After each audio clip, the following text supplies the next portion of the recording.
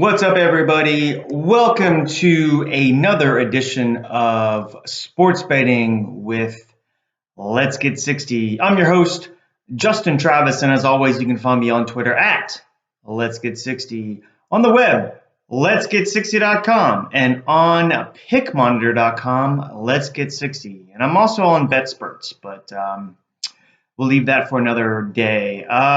So we're doing this a little different format here. I'm on YouTube now, mainly because I can share my screen here and give you guys some visual aids, I guess, to my picks. That way you can watch this without sound, because I know I have an annoying voice, and you can just watch this as I roll through the presentation here. And on the left here, right over here, are all my picks. So you don't even have to sit through my PowerPoint, if you will. You can just look real closely, see what I'm on, and I go from there and fade accordingly. So I'm doing Thursday and Friday night's games. This edition, I will publish a Saturday, and I don't know if there's any games on Sunday, probably not, but I know there's a game on Monday night I'm really interested in. At another time soon. But right now, let's roll through Thursday and Friday games here.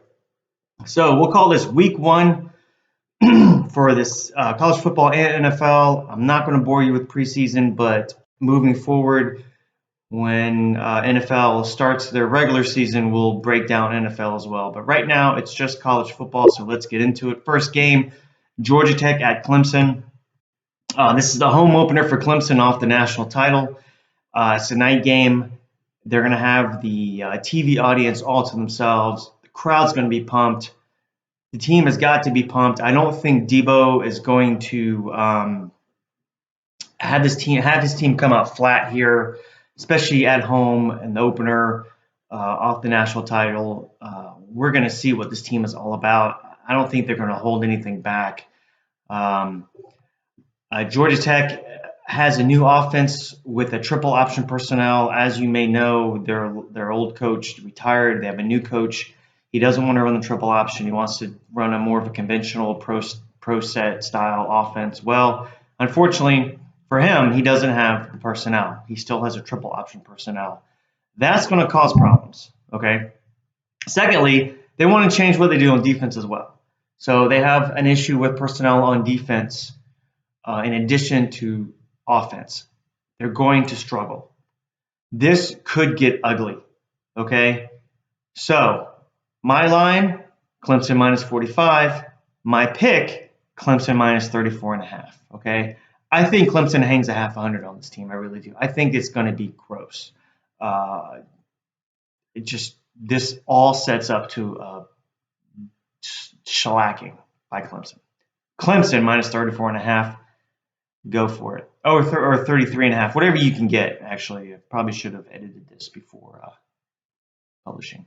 Okay, next game, Texas State at Texas A&M. Okay, same kind of thing here. Home opener for the Aggies. Texas A&M has a really, really tough schedule. They have to play Clemson and Bama. However, Texas State, this is a tune-up game. We know Aggies has a high-powered offense. I think you're going to see it on display when they play Texas State. Texas State, their FEI defense was ranked 101 last year. Texas A&M is going to be able to get whatever they want, whenever they want, whatever they want, whenever they want. No issue here with Texas A&M. Another blowout. My line, Texas A&M minus 45. My pick, Texas A&M minus 33.5. All right, next game, Utah at BYU. Okay, Utah, well, we know this is the Holy War, okay? This is not an easy task for Utah to go on the road in the first game of the season and play a rival like BYU, okay? However, Utah is a dark horse to win the Pac-12 here. I think they have the South wrapped up. No issue in the South. I think they're going to come back. They're going to repeat their conference showing, a conference championship showing, if you will. And depending on who comes out of the North, be it Washington or Oregon or whoever, Utah is a very, very good team, guys. Very good team. Their defensive line can match up with anybody in the country. Everybody that touched the ball last year is back. This team knows how to play. This team can grind it out. This team can beat you small. This team can beat you big. Okay. However, again, on the road, first game of the year against a rival, I think you're going to see a lot of what we saw in Miami, Florida here. Some stumbling blocks, some mistakes. We talked about Utah has 15 starters back, by the way. My line is Utah minus 17, but the market says, I believe it was -5 or even -6 at this point. With such a discrepancy between my line and what the market is giving, that's telling me that I'm missing something. So I'm going with the money line here, Utah minus 190. I think they get it done. It's probably going to be close, much like Florida, Miami, where it came down to some of the final plays. And I think Utah gets it done. I think they're just better on both sides of the ball than BYU. BYU is no slouch. They're going to be good this year, but Utah is going to be that much, just a little bit better. I think they squeak out a win. All right, next game, Purdue at Nevada. Purdue's defense is going to be in the top 25. It may already, I'm not sure where they were last year, but they have a very good defense. They're going to rank in the top 25 this year, mark my word. As you know, defense does travel well. I like Purdue here because of their defense. They have a big play offense with their coach, I forget his name, but Brohm. He quarterbacked Louisville back in the day. Sindelaire has a pocket passer. He fits the system. They have a good defense. They can make big plays on offense. I don't think Nevada's going to be able to match up with them. However, again, I think it's minus 17. I think the market's giving us 10, 9, or 10 right now. Don't really want to fool with a double-digit 2-score game.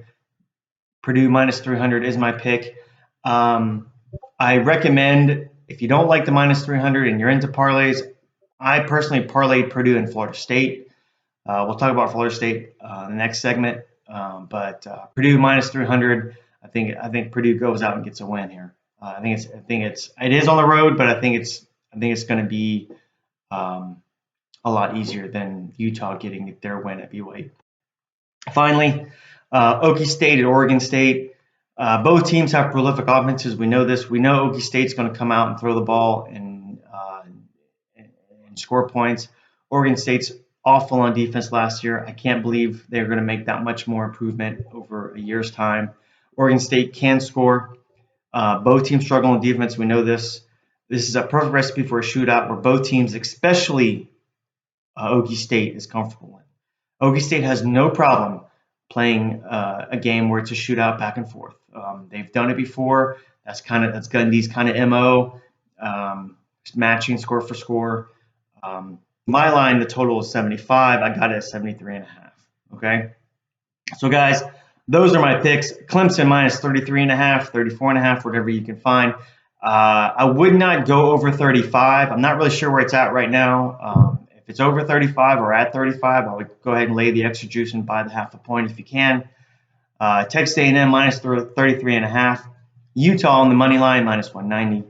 Purdue on the money line minus 300. Feel free to parlay those guys up. And finally, Oklahoma State at Oregon State over 73.5. All right, guys, that's all I got. My time's almost done. I'll be back very soon with my Saturday picks. And again, I don't know if there's any Sunday picks or not, but the Monday night game, Notre Dame, Louisville, I'm very, very interested in. I've already fired on a couple weeks ago. That's how confident I am about it. But until then, thanks for watching, and may all your favorites cover, and may all your dogs be live. Take care, everybody.